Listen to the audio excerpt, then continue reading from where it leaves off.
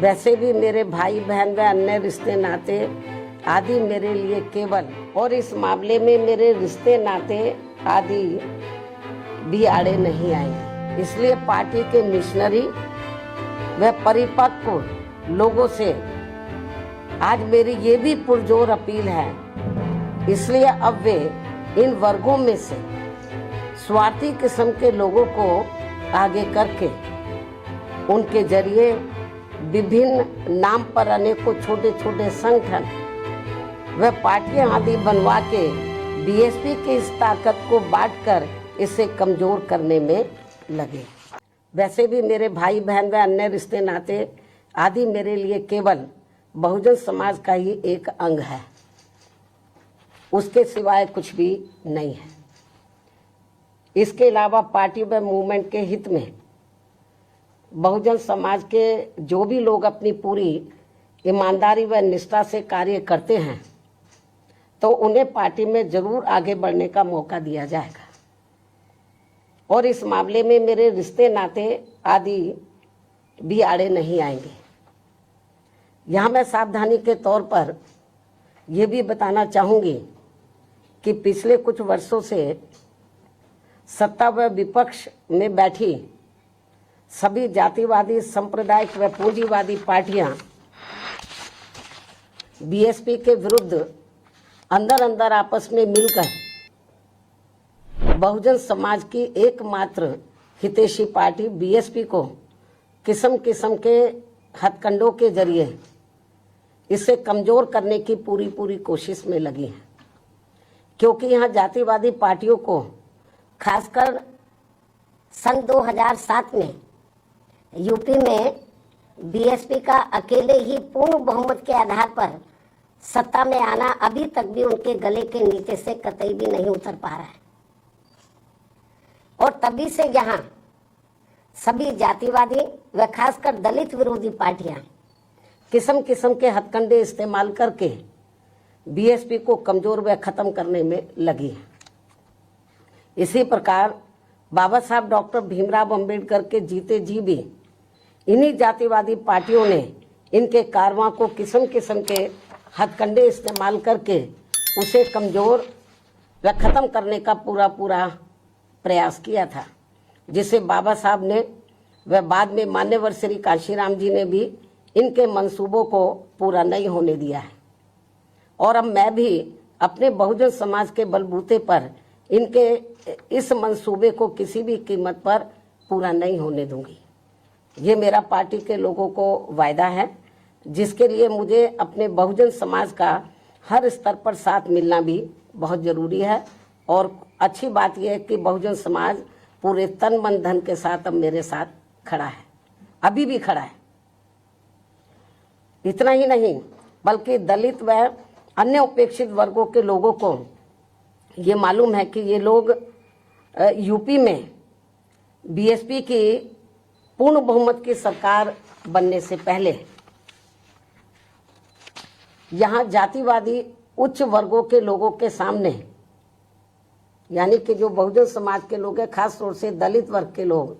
यहाँ जातिवादी उच्च वर्गों के लोगों के सामने ना तो चारपाई पर बैठ सकते थे और ना ही उनके बराबर की कुर्सी पर भी बैठने की हिम्मत जुटा सकते थे। लेकिन सन 2007 में बीएसपी की अकेले पूर्ण बहुमत की सरकार बनने के बाद से ये सब अब काफी कुछ बदल गया है।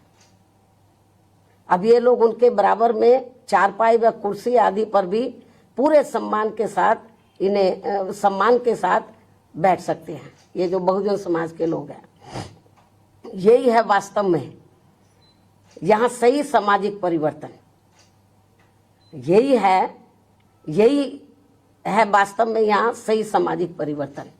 जिसे मेरे नेतृत्व में बनी बीएसपी की सरकार ने लाया है। लोग सामाजिक परिवर्तन की बहुत बात करते हैं, लेकिन उसको धरातल पे कभी उतारते नहीं हैं। लेकिन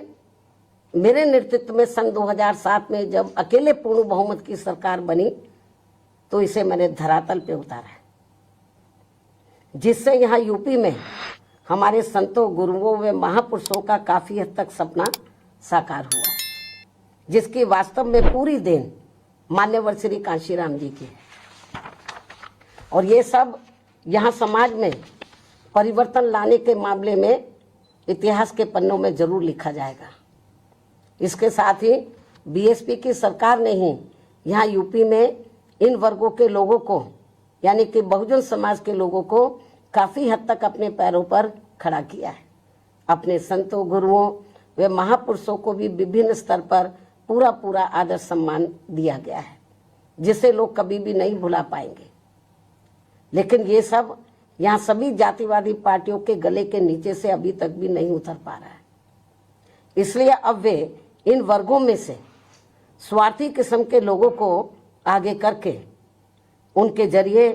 विभिन्न नाम पर अनेकों छोटे छोटे संगठन व पार्टियां आदि बनवा के बीएसपी की इस ताकत को बांटकर इसे कमजोर करने में लगे, जिनसे बहुजन समाज के लोग जरूर सचेत रहे। यही समय की मांग है और यही पार्टी व मूवमेंट के हित में इनका सही कदम भी होगा यदि हमारे लोग सचेत रहते हैं। इसके अलावा यहाँ मैं ये भी कहना चाहूंगी कि देश के प्रधानमंत्री बीच बीच में अपनी खुद की गरीबी का तो जरूर उल्लेख करते रहते हैं, लेकिन इन्होंने दलित व अन्य उपेक्षित वर्गों के लोगों की तरह यहाँ कभी भी कोई जातीय भेदभाव नहीं झेला है, जो ये सब हमारे संतों, गुरुओं व महापुरुषों ने समय समय पर झेला है, जिसे अभी भी इनके अनुयायी काफी हद तक झेल रहे हैं। इसलिए पार्टी के मिशनरी व परिपक्व लोगों से आज मेरी ये भी पुरजोर अपील है कि वे ये सभी जरूरी बातें अपने बच्चों व खासकर युवा पीढ़ी को जरूर हमेशा बताते रहें, जिनको तैयार करने की भी वास्तव में सही जिम्मेवारी इन्हीं लोगों की ही है। इस उम्मीद के साथ ही अब मैं पुनः होली आदि के त्योहारों के बीच में इस बार मान्यवर श्री कांशीराम जी की जयंती बड़े जोश व उत्साह के साथ मनाकर इनके अनुयायियों ने जो उनको अपना पूरा आदर सम्मान दिया है तथा मेरे साथ साथ इनके करोड़ों अनुयायियों का भी काफ़ी हौसला बढ़ाया है, उन सभी का हार्दिक दिल से आभार प्रकट करते हुए अब मैं अंत में यही कहना चाहूँगी कि इस समय संसद सत्र चल रहा है, यह आप लोगों को मालूम है, जिसमें देश में आम जनहित के मुद्दों पर कम बल्कि अपने अपने स्वार्थ में राजनीति करने पर ज़्यादा जोर दिया जा रहा है, जो ये अति चिंता की बात है। साथ ही पिछले कुछ समय से वक्फ बोर्ड पर भी सत्ता व विपक्ष द्वारा जो राजनीति की जा रही है, तो ये भी अति चिंता की बात है। और यदि ये मामला समय रहते आम सहमति से सुलझा लिया जाता तो ये ज़्यादा बेहतर होता। केंद्र सरकार इस मामले में जरूर पुनर्विचार करे, सोच विचार करे, ये भी हमारी पार्टी की केंद्र सरकार से पुरजोर अपील है। इस उम्मीद के साथ ही अब मैं अपनी बात यहीं समाप्त करती हूँ। धन्यवाद। जय भीम व जय भारत।